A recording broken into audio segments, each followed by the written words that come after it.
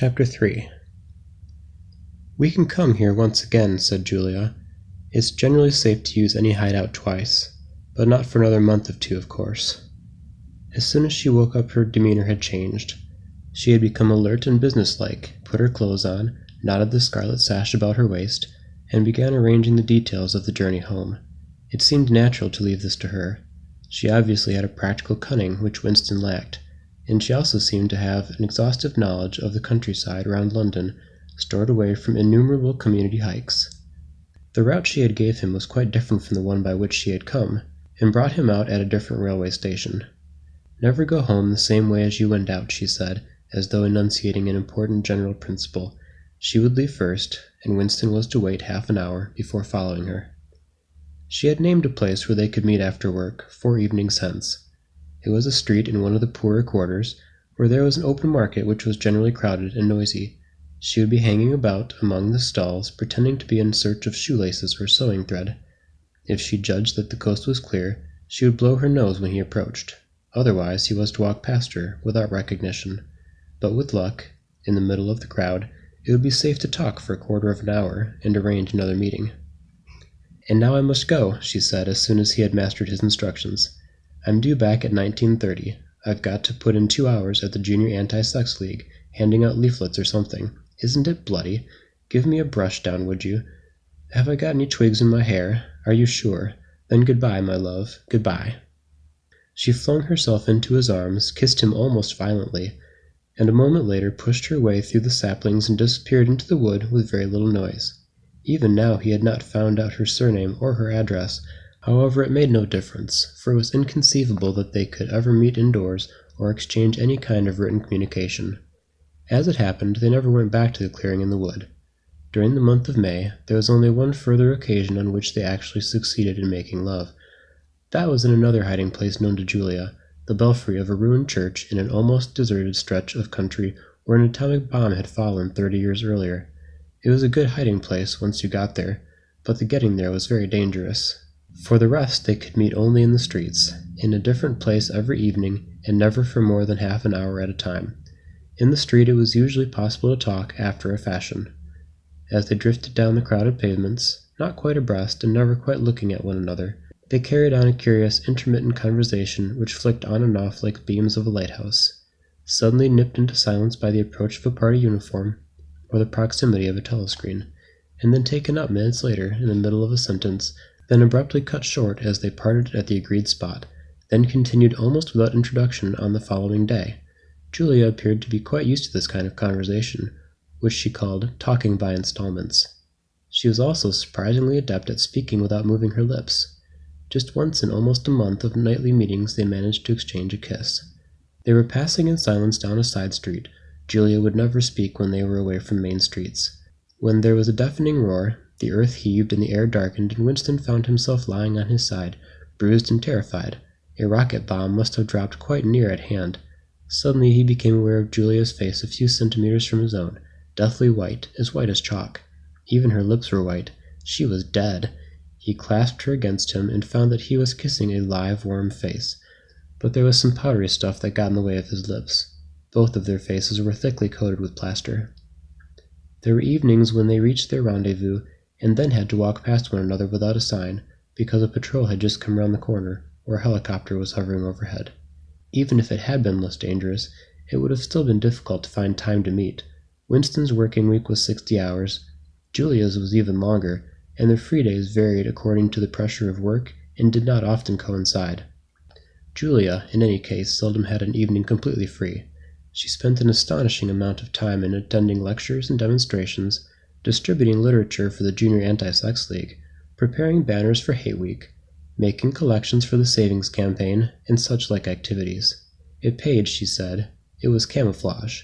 If you kept the small rules, you could break the big ones. She even induced Winston to mortgage yet another of his evenings by enrolling himself for the part-time munition work which was done voluntarily by zealous party members. So, one evening every week, Winston spent 4 hours of paralyzing boredom screwing together small bits of metal which were probably part of bomb fuses in a draughty ill-lit workshop where knocking of hammers mingled drearily with the music of the telescreens. When they met in the church tower, the gaps in their fragmentary conversations were filled up.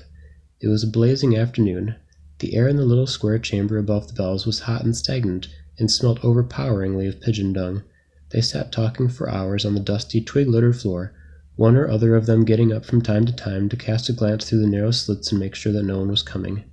Julia was 26 years old. She lived in a hostel with 30 other girls, always in the stink of women. How I hate women, she said parenthetically. And she worked, as he had guessed, on the novel-writing machines in the fiction department. She enjoyed her work, which consisted chiefly in running and servicing a powerful but tricky electric motor. She was, quote, not clever, but was fond of using her hands and felt at home with machinery.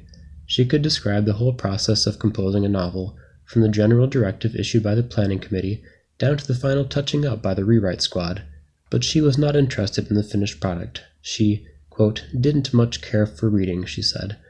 Books were just a commodity that had to be produced, like jam or bootlaces. She had no memories of anything before the early 60s, and the only person she had ever known who talked frequently of the days before the Revolution was a grandfather who had disappeared when she was 8. At school, she had been captain of the hockey team and had won the gymnastics trophy 2 years running. She had been a troop leader in the Spies and a branch secretary in the Youth League before joining the Junior Anti-Sex League. She had always borne an excellent character.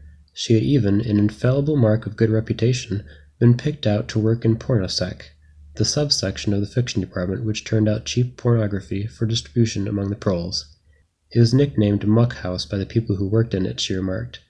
There she had remained for a year, helping to produce booklets in sealed packets with titles like Spanking Stories or One Night in a Girls' School, to be bought furtively by proletarian youths who were under the impression that they were buying something illegal. "What are these books like?" said Winston curiously. "Oh, ghastly rubbish. They're boring, really. They only have 6 plots, but they swap them around a bit. Of course, I was only on the kaleidoscopes. I was never in the rewrite squad. I'm not literary, dear. Not even enough for that." He learned with astonishment that all the workers in Pornosec, except the head of the department, were girls. The theory was that men, whose sex instincts were less controllable than those of women, were in greater danger of being corrupted by the filth they handled. "They don't even like having married women there," she added. "Girls are always supposed to be so pure. Here's one who isn't, anyway." She had had her first love affair when she was 16, with a party member of 60 who later committed suicide to avoid arrest. "And a good job, too," said Julia. "Otherwise they'd have had my name out of him when he confessed." Since then there had been various others.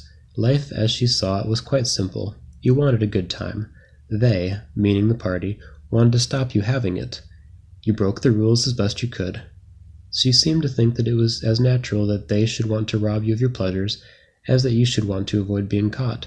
She hated the party, and said so in the crudest words, but she made no general criticism of it. Except where it touched upon her own life, she had no interest in party doctrine. He noticed that she never used newspeak words, except the ones that had passed into everyday use. She had never heard of the Brotherhood, and refused to believe in its existence. Any kind of organized revolt against the party, which was bound to be a failure, struck her as stupid. The clever thing was to break the rules and stay alive all the same.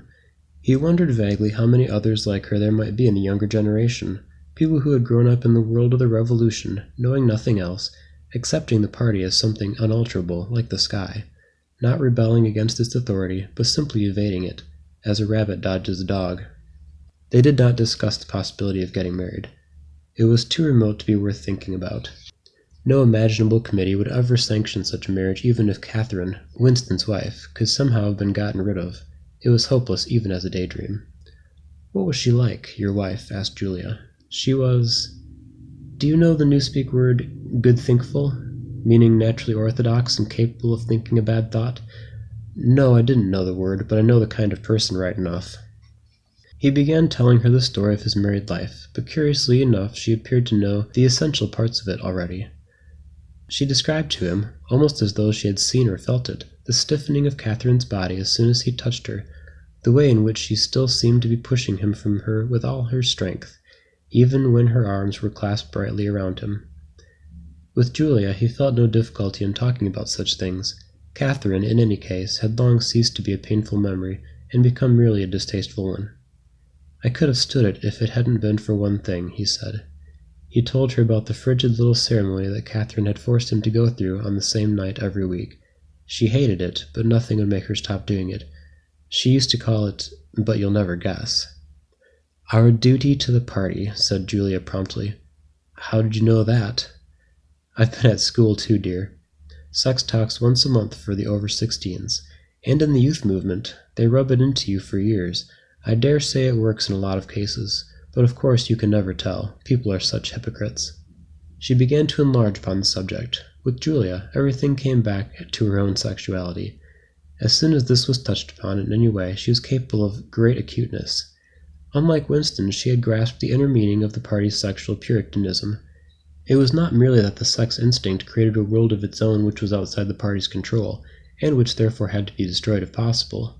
What was more important was that the sexual privation induced hysteria, which was desirable because then it could be transformed into war fervor and leader worship. The way she put it was, "When you make love, you're using up energy, and afterwards you feel happy and don't give a damn for anything. They can't bear you to feel like that. They want you to be bursting with energy all the time. All this marching up and down and cheering and waving flags is simply sex gone sour. If you're happy inside yourself, why should you get excited about Big Brother and the 3-year plans and the 2 minutes hate and all the rest of their bloody rot?" That was very true, he thought. There was a direct, intimate connection between chastity and political orthodoxy, for how could the fear, the hatred, and the lunatic credulity which the party needed in its members be kept at the right pitch except by bottling down some powerful instinct and using it as a driving force? The sex impulse was dangerous to the party, and the party had turned it to account. They had played a similar trick with the instinct of parenthood.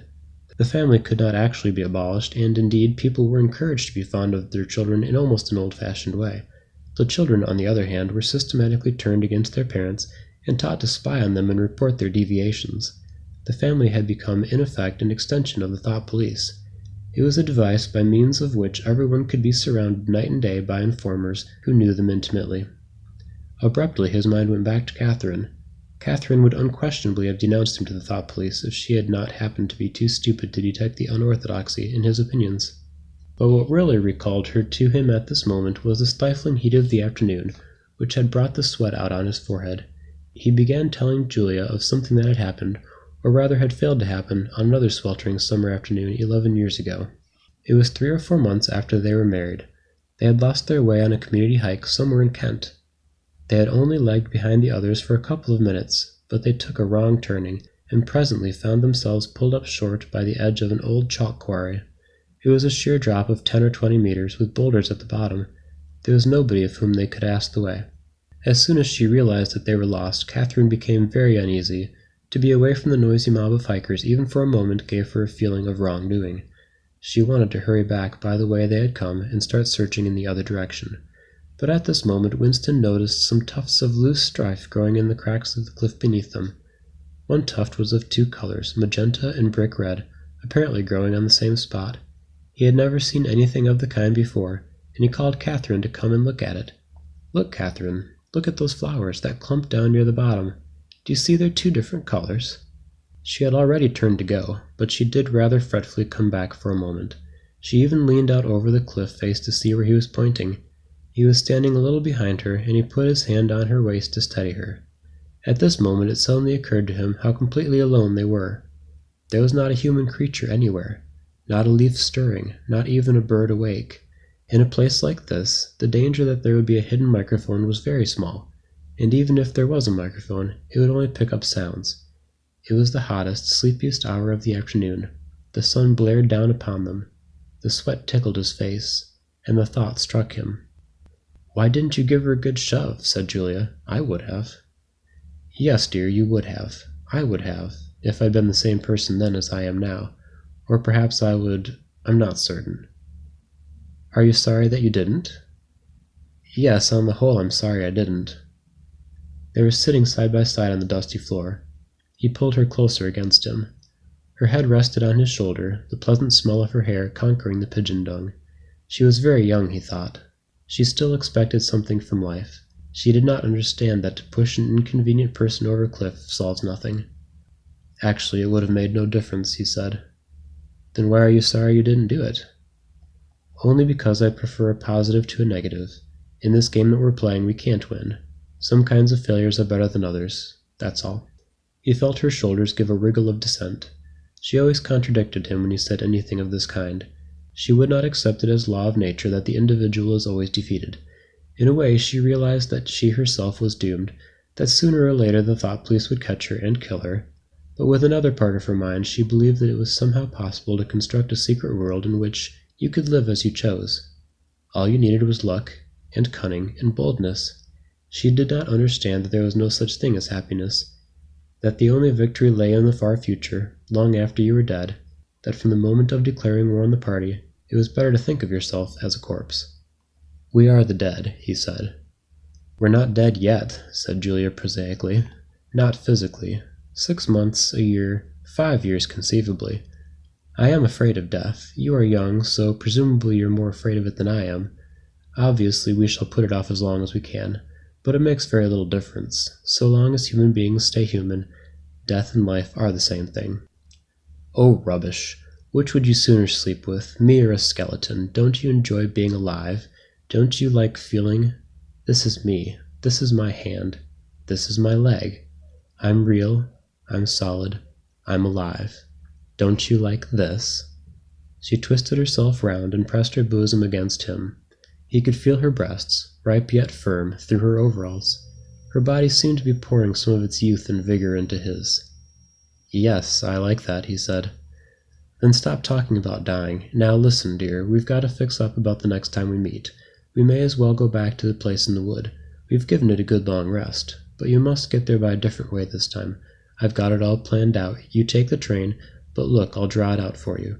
And in her practical way she scraped together a small square of dust, and with a twig from a pigeon's nest began drawing a map on the floor.